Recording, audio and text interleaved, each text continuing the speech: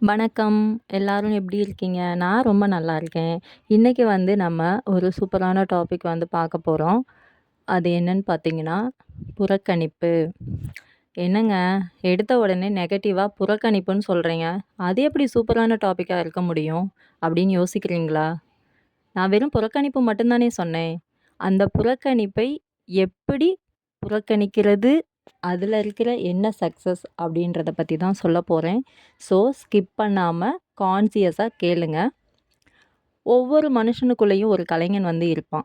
ஆனா, முதல் புறக்கணிப்பிலேயே அவன் என்ன பண்ணுவான்? சோர்ந்து போயிறான். இப்போ ஒரு பையன் இருக்கான். லவ் பண்ணணும்னு நெனைக்கிறான்.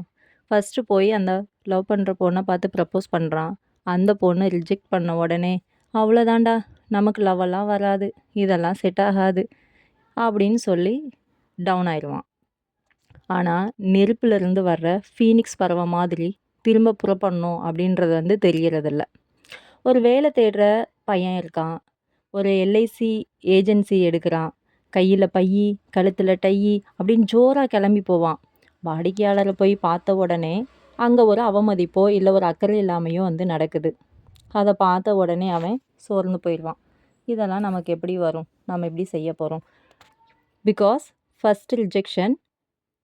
அதனால. 100 பேர் புறப்பட்டாலே 5 பேர் தாங்க சக்ஸஸ் ஆகுறாங்க. ஏன்? ஏன்னா, முதல் புறக்கணிப்பிலேயே மொன முறிஞ்சு உடைஞ்சு போற மாரி ஆயிடுறாங்க. சில இன்ட்ரெஸ்டிங்கான விஷயம்லாம் இருக்கு. வாங்க பார்ப்போம். இருவர் அப்படின்ற படம் மணிரத்னத்தோட படம். எம்ஜிஆர் அண்ட் கருணாநிதி 2 பேரையும் மனசுல வச்சு எடுத்த படம் தான் அந்த படம். அதுல எம்ஜிஆர் பட்ட வேதனைகள் படமா சொல்லியிருப்பாங்க. பல 100 புறக்கணிப்புகள ஜீரணிச்சு தான் எம்ஜிஆர் அப்படின்ற ஒரு ஆத்மா உருவானார். நம்ம நடிப்புக்கே இலக்கணம் வகுத்த சிவாஜி சாரு ஃபர்ஸ்ட்டு கேமரா முன்னாடி நிக்கும்போது, "உன் மூஞ்சியே சரியில்ல. உனக்கெல்லாம் எப்படி நடிப்பு வரும்?" அப்படின்ற ஒரு கேலிய அவர் சந்திச்சாராம். ஆனா, அங்க புறக்கணிப்ப வென்றது அவரோட அர்ப்பணிப்பு.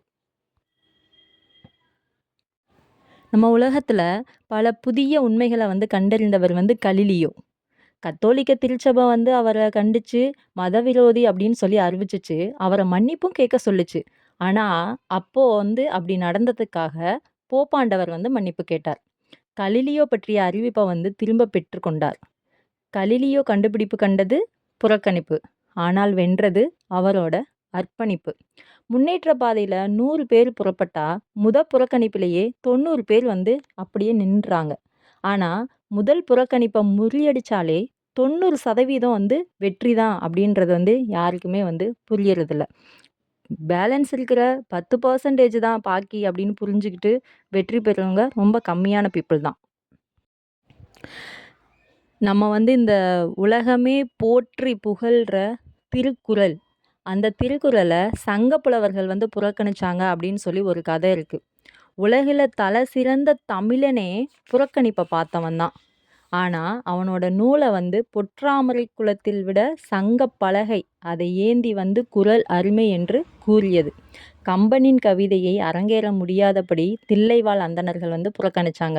ஒரு நாள் தீட்சிதர் வீட்ல நாகம் தீண்டி அவர் பையன் இறந்தபோது, அந்தணர் அனைவரும் அங்க கூடியிருக்கும்போது, நம்ம கம்பர் நாகப்பாம்பு படன பாடுறார். அப்போ விஷம் தீட்டப்பட்ட சிறுவன் உயிர் பெற்றான். புறக்கணிப்ப வென்று கம்பன் கவிஞனானான். திருவரங்கத்து அந்தணர்களும் கம்பனை புறக்கணித்ததற்கு என்ன குற்றம் கண்டு என் நாவை பழிப்பினும் நல்லோரே மற்ற நாவலரே என்ற சடகோப அந்தாதியை சான்று. இவ்வளவு ஏன், மகாகவி பாரதியை தமிழ் உலகம் முதலில் புறக்கணித்தது. ஆனால் பின்னாளில் அவர் போற்றப்பட்டு இன்று வரை எல்லோர் நினைவிலும் வாழ்கிறார்.